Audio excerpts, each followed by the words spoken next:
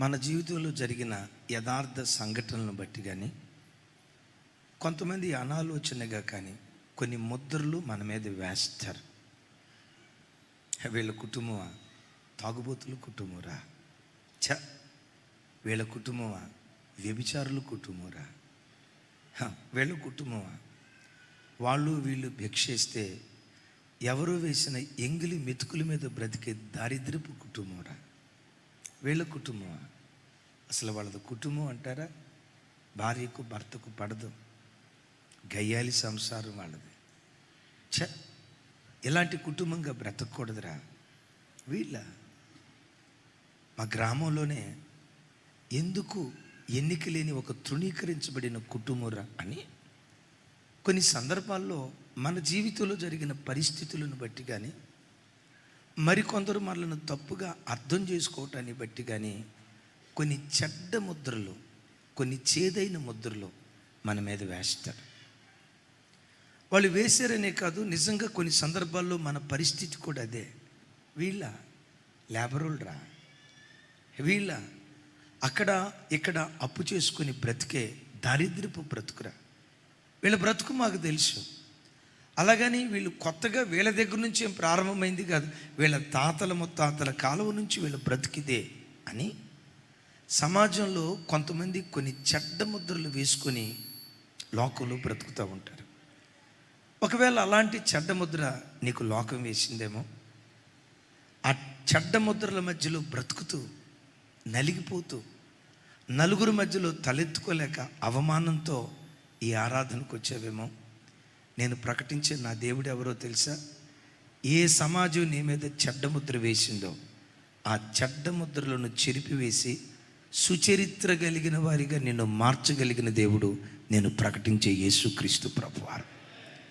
ఏ ప్రజలు నేను చూసి ఛీ ఈడు బ్రతుక, ఛీ ఈడు బ్రతుక, ఛా దీని బ్రతుక అని ఎవరు నిన్ను చీచా అన్నారో, చీచా అని వెలివేయబడిన స్థలంలోనే నేను చూసి సహబాషరా వీళ్ళ దేవుడు వీళ్ళను మర్చిపోలేదు, సహబాషరా బ్రతుకంటే వీడిదిరా అని ప్రజలు అనేటట్లుగా చీచా అనబడిన చోటే సహబాష్ అనేటట్లుగా మన బ్రతుకులను నిలవబెట్టగలిగిన దేవుడు నీవు ఆరాధించే యేసుక్రీస్తు వారు.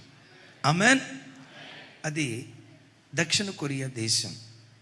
రెండో ప్రపంచ యుద్ధ కాలం వరకు అది కమ్యూనిస్టు దేశంగా ఉండేది.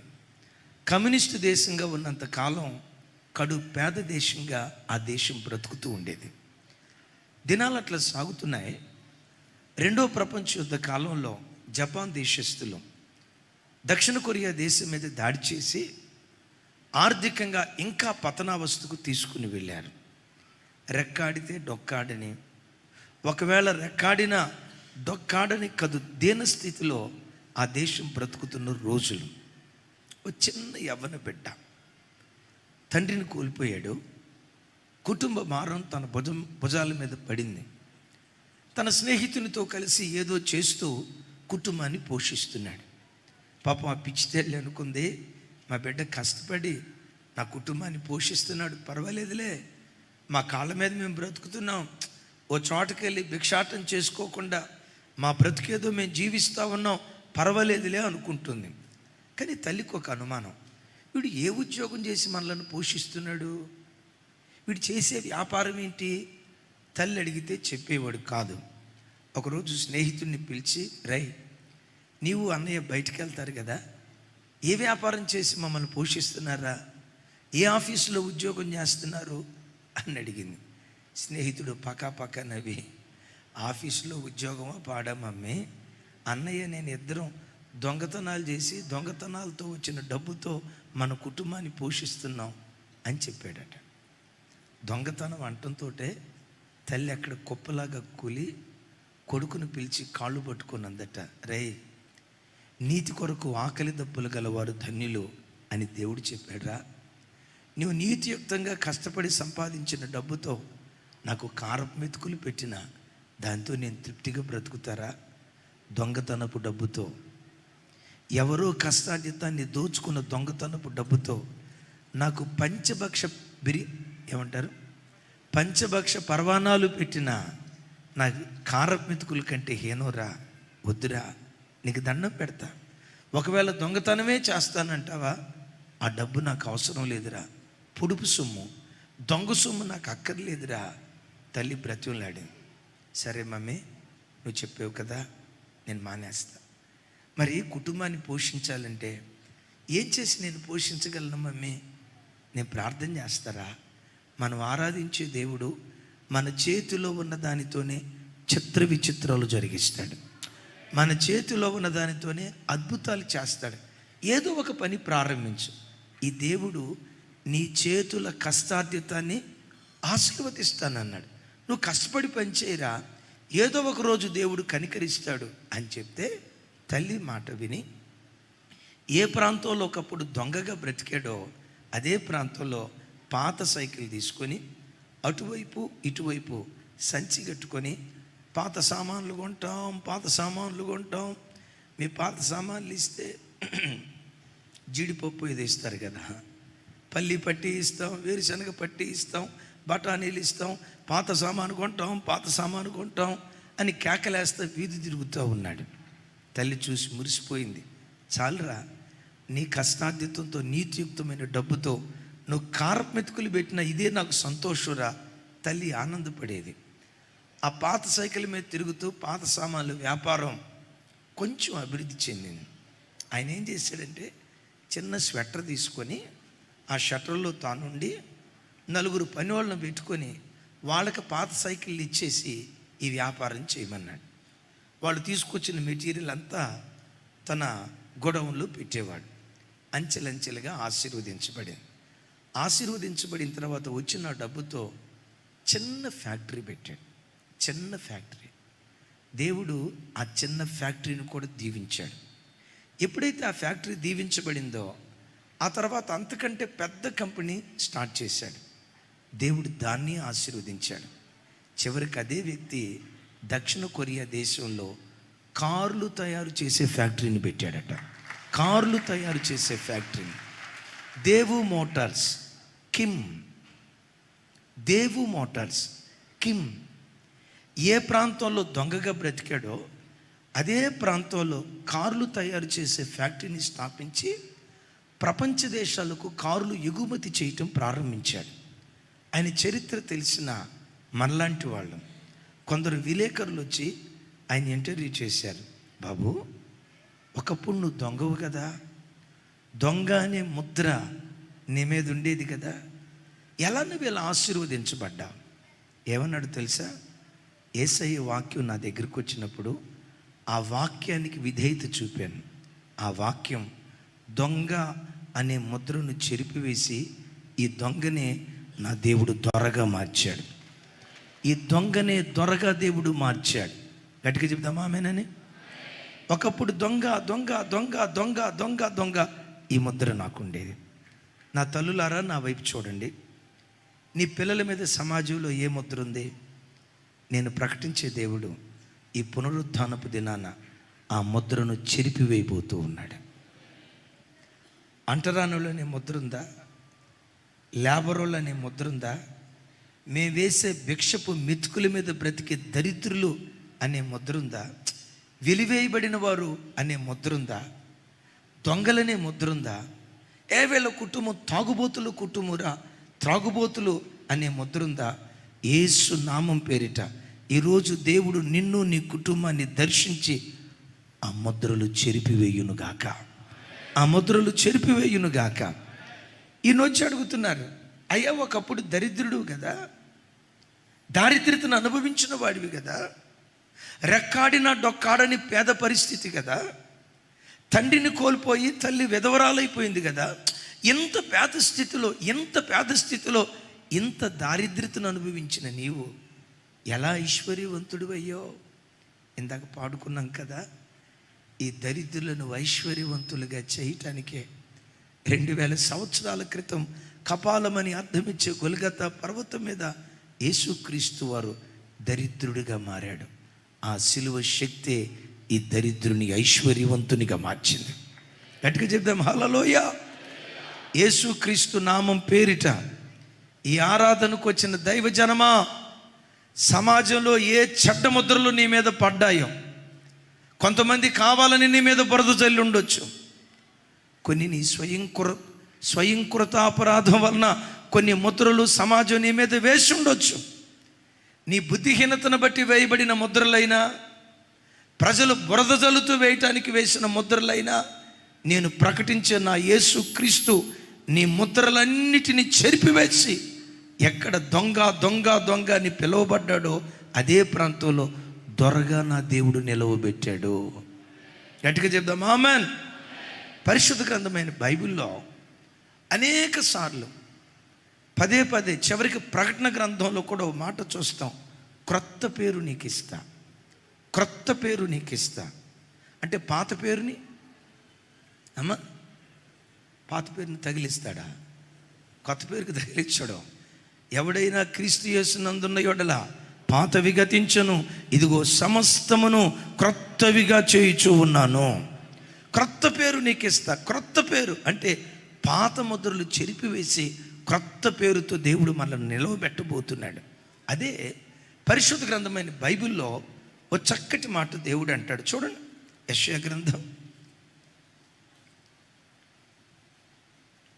62వ అధ్యాయం 12వ వచనం. 62:12.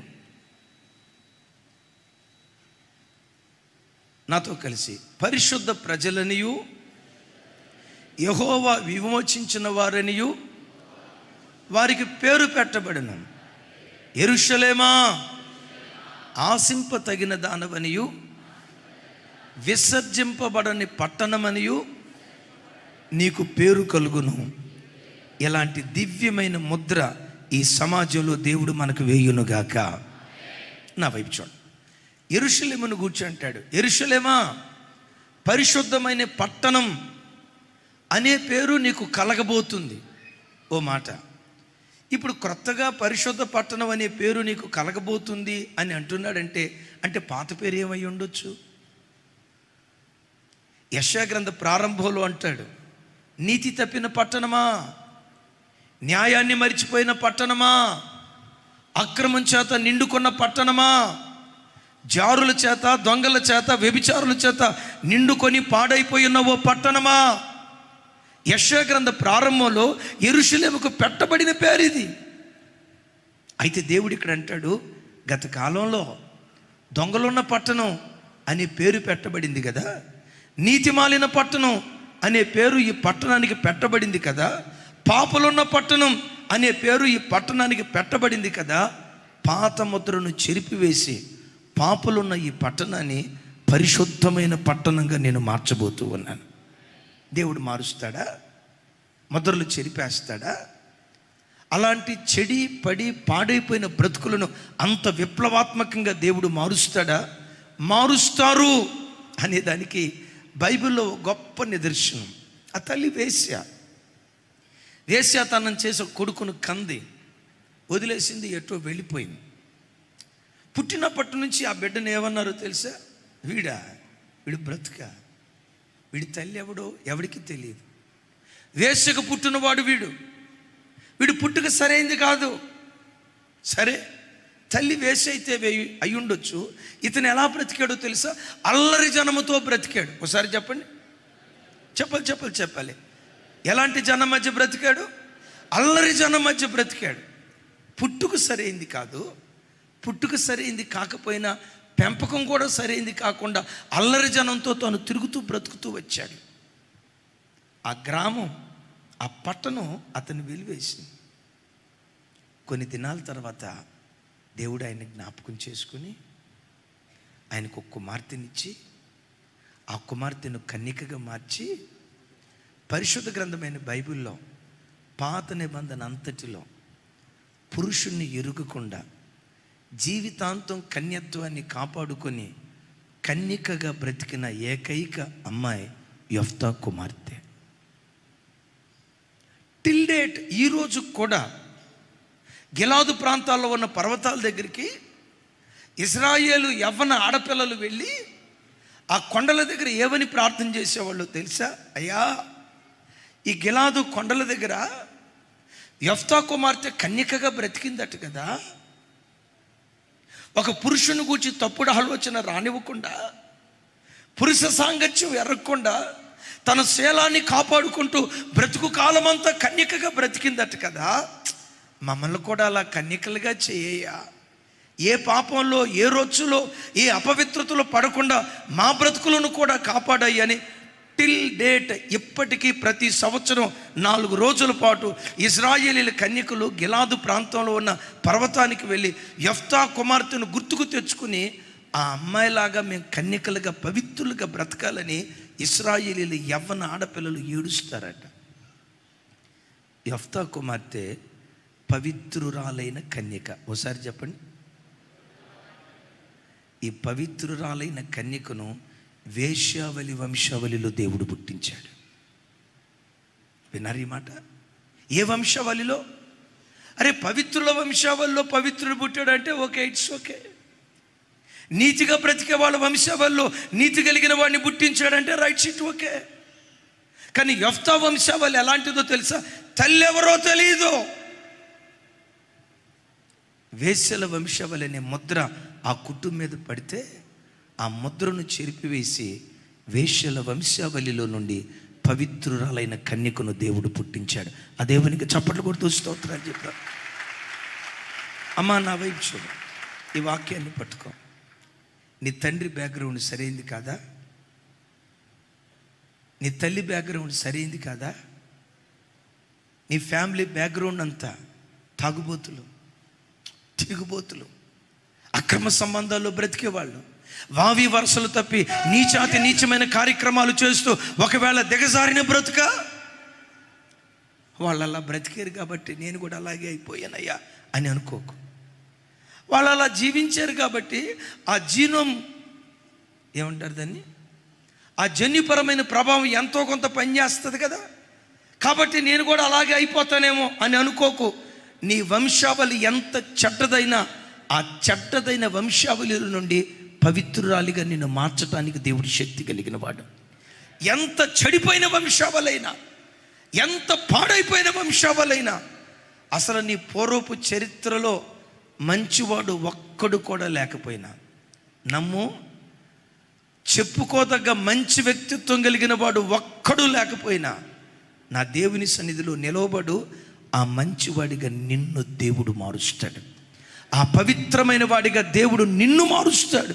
నేను చూసి అరే అసలు వీళ్ళ ఫ్యామిలీ బ్యాక్గ్రౌండ్ ఏంట్రా, వీళ్ళ తాత ముత్తాతలు ఎలాంటి వాళ్ళరా, వీళ్ళ అమ్మా నాన్న ఎలాంటి వాళ్ళరా, ఇలాంటి కుటుంబంలో ఎంత నీతి కలిగిన బిడ్డ, ఎంత పవిత్రంగా ఉండే బిడ్డ, దేవుని కొరకు ఎంత ఖచ్చితంగా బట్టి ఎలా ఈ బిడ్డ మారగలిగింది? ఒకటే చెప్తా, నా ప్రభువును నువ్వు ఆశ్రయిస్తే నీ ముద్రలు దేవుడు చెరిపివేయగలుగుతాడు. చప్పట్లు కొడుతూ స్తోత్రాలు చెప్తా. యెఫ్తా ప్రారంభం చూస్తే ఛీ ఈడు బ్రతుక, ఛీ ఈడు బ్రతుక, ఛీ ఛీ ఈ కుటుంబమా అని అందరూ చీచా అన్నారు. అదే యెఫ్తా ముగింపుకు వచ్చేసరికి చీచా అన్న నోళ్ళే ఏం చేసేయో తెలుసా? షహబాష్ యెఫ్తా, కుటుంబం అంటే నీదిరా, పిల్లలంటే నీ పిల్లలరా, బ్రతికితే నీకులాగా బ్రతకాలరా అని చీచా అని వెలివేయబడిన కుటుంబాలే షహబాష్ అనేటట్లుగా దేవుడు చేశాడు. ఇప్పుడు ఒక మాట, అయ్యా నా జీవితంలో దేవుడు అలాంటి కార్యం చేయాలంటే, అసలు నా పూర్వపు వంశావళిలో మంచివాడు ఎవ్వడూ లేకపోయినా ఆ మంచివాడిని నేను అవ్వాలంటే, ఆ మంచిదాన్ని నేను అవ్వాలంటే నేనేం చేస్తే అవుతా? యెఫ్తా ఏం చేశాడో అదే చేద్దాం. ఏం చేశాడో తెలుసా? మిస్పాలో ఉన్న దేవుని సన్నిధికి వచ్చి తన సంగతి అంతా ఒప్పుకున్నాడట. ఒకసారి చెప్పండి. మిస్పాలో దేవుని సన్నిధికి వచ్చి తన సంగతి, పెద్దగా తన సంగతి అంతయు ఒప్పుకొనిను. ఒకసారి నా వైపు చూసి చెప్పండి. మిస్పాలో దేవుని సన్నిధికి వచ్చి చెప్పాలి. ఎవరి సంగతి ఒప్పుకున్నాడంట? బయట వాళ్ళ సంగతి కాదు మనకు కావాల్సింది. నీ పక్క కూర్చున్న అక్కెట్టాడిది ఆ అక్క సంగతి కాదు. నీ ఎదురు కూర్చున్న అన్న బ్రతుకేంటి ఆ అన్న బ్రతుకుని గూర్చి కాదు. నీ వెనక కూర్చున్న బ్రదర్స్ పరిస్థితి ఏంటి ఆ అన్న సంగతి కాదు. దైవ సన్నిధికి నీ వచ్చినప్పుడు నీ సంగతి అంతా ఉన్నది ఉన్నట్లుగా నువ్వు వివరంగా చెప్పగలిగితే ఏమని చెప్పుంటాడు? ఏడ్చుంటాడు. అమ్మా, ఏమి ఏడ్చుంటాడు తెలుసా? ఎవరైనా నా దగ్గరికి వచ్చి, ఒరేయ్ మీ అమ్మ పేరేంట్రా అని అడిగితే చెప్పుకోలేని పరిస్థితి అయ్యా. నా తల్లి నన్ను అక్రమంలో కందయ్యా, అక్రమంలో పుట్టినోడినయ్యా. అందరూ వేశ్యకుమారుడు వేశ్యకుమారుడు అంటే ఆ మాట నా గుండెలను గుచ్చుతూ ఉందయ్యా. సరే, నా తల్లి ఏదో కాలు జారి తప్పుటడిగేసింది. నేను పెరిగిన విధానం ఏమైనా సరైన విధానమా? అల్లరి జనంతో పెరిగిన వాడినయ్యా, నన్ను క్షమించయ్యా, నాకు మరో అవకాశం ఇవ్వయ్యా, నా పరిస్థితి నీ దగ్గర ఒప్పుకుంటున్నానయ్యా అని తన సంగతంతా ఒప్పుకుంటే బైబిల్లో రాయబడిన మాట, యెఫ్తా చేసినట్లుగా ఈరోజు నువ్వు చేయగలిగితే, నీ పూర్వపు ఫ్యామిలీ బ్యాక్గ్రౌండ్ ఒకసారి చూడు. తాగుబోతులయ్యా, క్రమంగా బ్రతికిన వాళ్ళు కాదయ్యా, నీతి న్యాయాలు అనుసరించిన వాళ్ళు కాదయ్యా, నేను పెరిగిన విధానం కూడా సరైంది కాదయ్యా అని ఆయన సన్నిధికి వచ్చిన నీవు నీ పాపాన్ని నువ్వు ఒప్పుకుంటే, బైబిల్లో రాయబడిన మాట, మనం మన పాపములు ఒప్పుకుని యెడల ఆయన నమ్మదగిన వాడు, నీతిమంతుడు, ఆయన కార్చిన పవిత్ర రక్తము ద్వారా మన పాపములను కడిగి పవిత్రులనుగా మారుస్తాడట. చప్పుడు కొడుతూ దేవునికి స్తోత్రాలు చెప్తా. చూడండి ఆ మాట, మొదటి యోహాను పత్రిక 1 అధ్యాయం 9వ వచనం.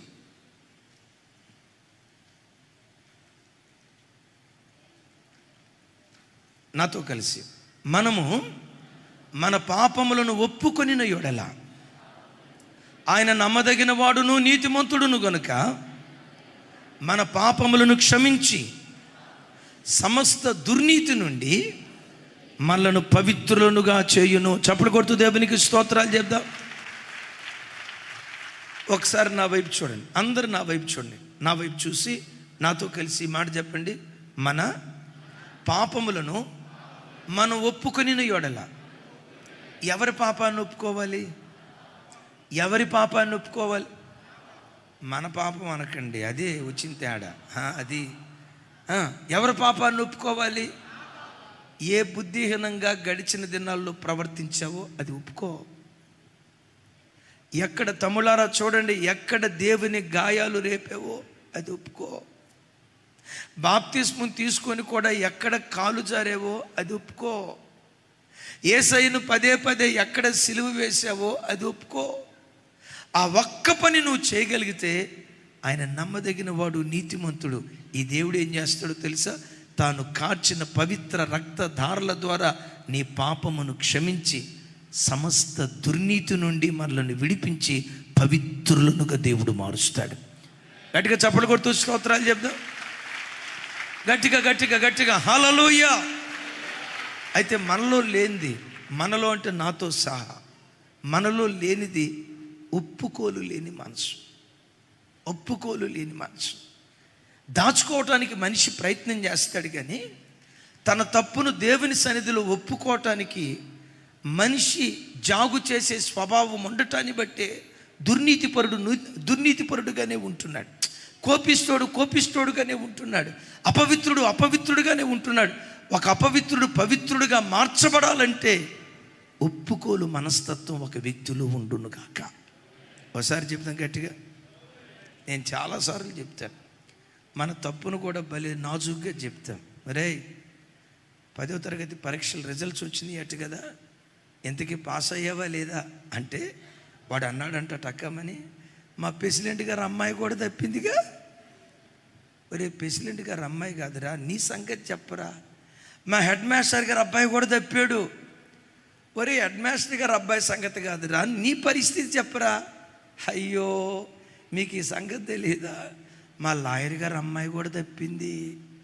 ఒరే, లాయర్ గారు ప్రెసిడెంట్ గారు హెడ్ మాస్టర్ గారు కాదురా, నీ సంగతి ఏంటి చెప్పరా అంటే ముగింపులో అంటాడంట, వాళ్ళను ఒంటరిగా వదిలిపెట్టడం ఎందుకని వాళ్ళ గ్రూపులో జాయిన్ అయ్యాను అన్నాడంట.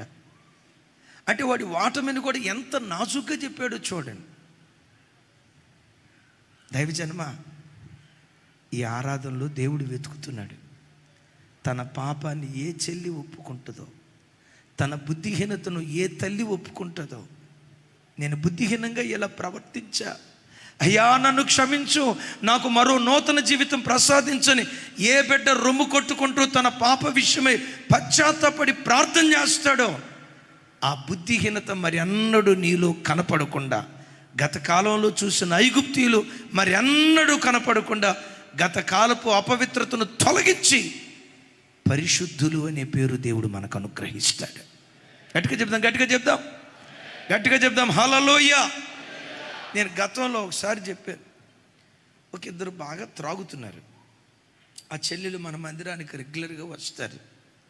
అన్నయ్య ఒకసారి వాళ్ళకి పిలిచి చెప్పండి అన్నయ్య. వాళ్ళిద్దరిని పిలిచా. ఇద్దరు మంచి తాగుబోతులు, మంచి ఫ్రెండ్స్. అబ్బా, వాళ్ళ దగ్గర ఉన్న ఫ్రెండ్షిప్ దేవుని మందిరానికి వచ్చే బిడ్డల మధ్యలో ఉంటే ఈ పాటికి 7 ఆరాధనలు పెట్టినా సరిపోదు మందిరం. అంత అంత అంత క్లోజ్. ఇద్దరిని పిలిచా. ఫుల్ తాగుబోతు మొదట ఆయన. సరే మొదట ఆయనకే చెప్దాము అని చెప్పి, అన్న ఎందుకన్నా ఇట్లా త్రాగి కుటుంబాన్ని పాడు చేసుకుంటారు? నా వైపు చూసి, ఆ పిచ్చిది నీకు కూడా చెప్పింది అన్న నేను తాగుబోతున్నాని? అరే ఎక్కడికి వెళ్ళినా తాగుబోతాడని చెప్తుంది ఏంటన్నా? నేనేమన్నా తాగుబోతున్నా? రోజుకొచ్చి మహా తాగితే 2 సార్లు తాగుతా, మహా తాగితే ఒక 500కు తాగుతా, పండగ దినాల్లో తాగితే ఒక 5-6 సార్లు తాగుతా. ఎప్పుడైనా పడిపోతే రోడ్డు మీద అప్పుడప్పుడు పడిపోతా. అయినా పడిపోయిన ఆటోలో ఉన్నారు కదా ఇంటికి తీసుకురావటానికి, అని నన్ను పట్టుకొని తాగుపోతాడు అంట. తింటానా? నేను రోజుకు 1-2 సార్లు అంతే తాగుతా. 24 గంటలు దాంతోనే కాలం గడుపుతున్నట్టుగా. ఆ పిచ్చిదేంటన్నా వెళ్ళిన చోటాలు నన్ను తాగుబోతాడని చెప్తుంది అని నా వైపు చూసి అంటున్నాడు. నేను అనుకున్నా, నువ్వు తాగుబోతుడు కాదు నాయన, నువ్వు దేవుడు అయ్యా అని అనాలనిపించింది. నన్ను తాగుబోతాడు అంటది ఏంటన్నా? రోజుకు 1 సారి తాగుతా, మహా అయితే 2 సార్లు తాగుతా అన్న. అసలు వీడు మనిషేనా? నాకు డౌట్ వచ్చింది. రెండో ఆయన దగ్గరికి వెళ్ళబోయే లోపు అదే సమాధానం వస్తుంది అనుకుంటా. ఎందుకంటే జిగిరి దోస్తులు కదా.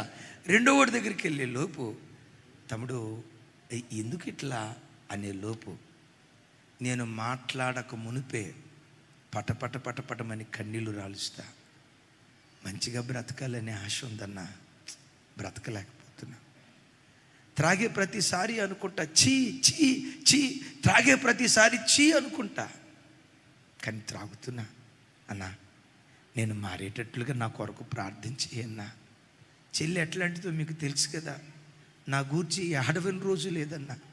కుటుంబ ప్రార్థనలో కూర్చుంటే, అరుణోదయ ప్రార్థనలో కూర్చుంటే మోకరించిన స్థలం కన్నీళ్లతో తడుపుతుందన్నా. దాని కన్నీళ్ళు వ్యర్థం కాకూడదు, నేను మారేటట్టు ప్రార్థన చేయండి అన్న అన్నాడు. నేను ఆశ్చర్యపోతా. అలాగే చూసి ఏమన్నాను తెలుసా? ఈ సంవత్సరంలోనే దేవుడు నిన్ను దర్శిస్తాడు. త్రాగుబోతు అనే ముద్ర చెరిపివేసి పరిశుద్ధుడనే ముద్ర తప్పకుండా దేవుడు నీకు వేస్తాడు. మొదటోడితో అనలేదు నేను ఆ మాట. నన్ను గురించి కూడా అనండి అన్నాడు. అంటానికి సరుకుంటేగా. ఏ సరుకు? ఒప్పుకోలు మనస్సు. అదే డిసెంబర్ మాసంలో రెండో వ్యక్తి బాప్తిస్మం తీసుకుని ఈరోజు భార్యాభర్తల సంఘంలో అకులా ప్రిస్కిల్లా లాగా దేవుని కొరకు బ్రతుకుతూ ఉన్నాయి. తమ్ముడు, చెల్లి, ఈరోజు కప్పుకోకు. నా దేవుడు నిండు మనసుతో చెప్తున్నాడు, సమాజం నీ మీద ఏ ముద్ర వేసిందో యేసు నామంలో ఆ ముద్ర నా దేవుడు చెరిపివేయబోతున్నాడు.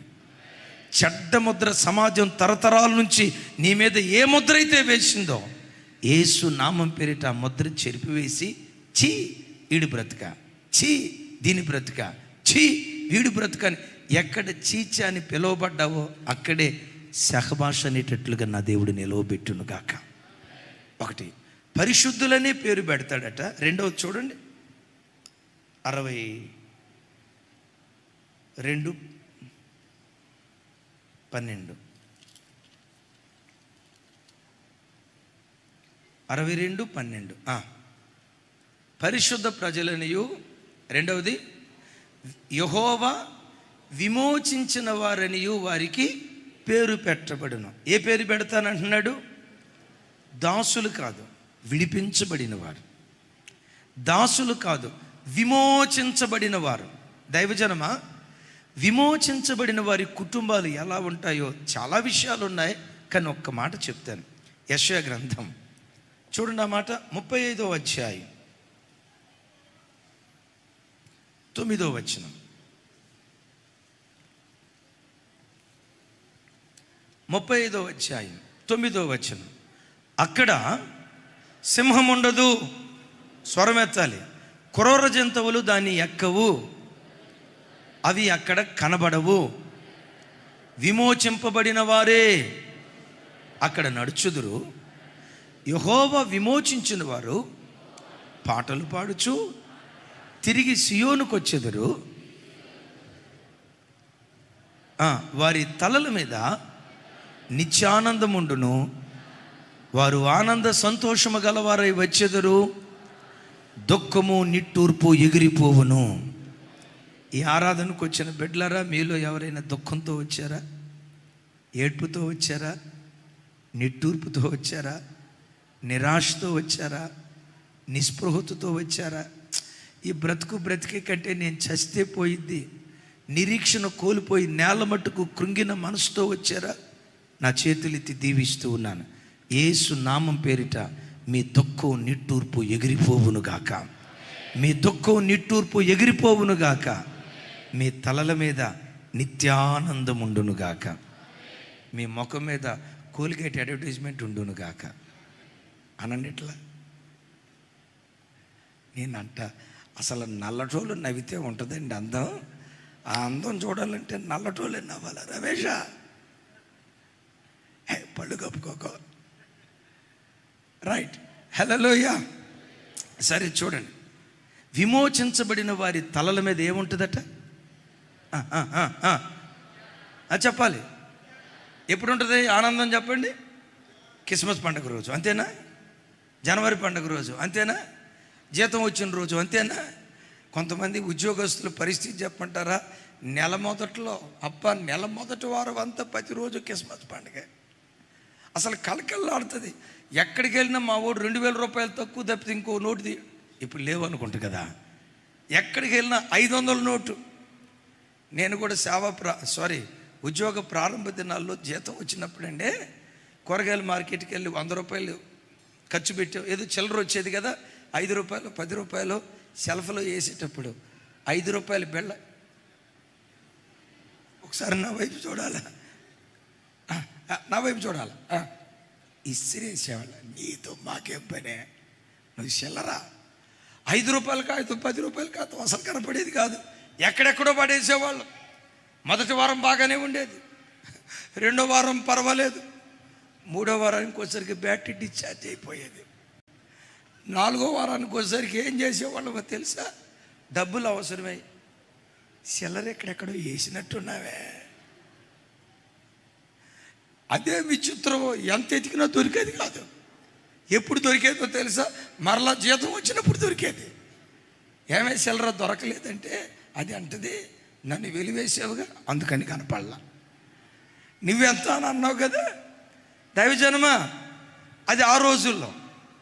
ఎప్పుడైతే ప్రభువుని సరిగ్గా రుచి చూసామో, ఎప్పుడైతే యేసయ్య పాదాలు నిండు మనసుతో పట్టుకున్నామో, ఆ రోజు నుండి తలల మీద నిత్యానందాన్ని దేవుడు ఉంచాడు. అలాగని జేబులో కోట్ల రూపాయలు ఉంచాడు అనుకునేది కాక, కారపు మెతుకులు తిన్నా సంతోషమే సార్. మీకు బిర్యానీయే కావాలనుకుంటా. విమోచించబడిన వారి తలల మీద ఏ ఆనందాన్ని ఉంచుతాడు? ఎందుకు నిత్యానందం ఉంటుందో తెలుసా? అక్కడ సింహాలు ఉండవు, క్రూర మృగాలు ఉండవు. ఏమన్నాను చెప్పండి? మీరు అనొచ్చు, అన్నయ్య మా ఇంట్లో సింహాలు అసలు లేవు అన్నయ్య. అమ్మో, క్రూర మృగాలు మా ఇంట్లోకి ఎట్లా రాణిస్తామన్నయ్య? కొన్ని ఇళ్లల్లో భర్తే ఒక క్రూర మృగం, కొన్ని ఇళ్లల్లో భార్యే ఒక సింహం, ఒక క్రూర మృగం.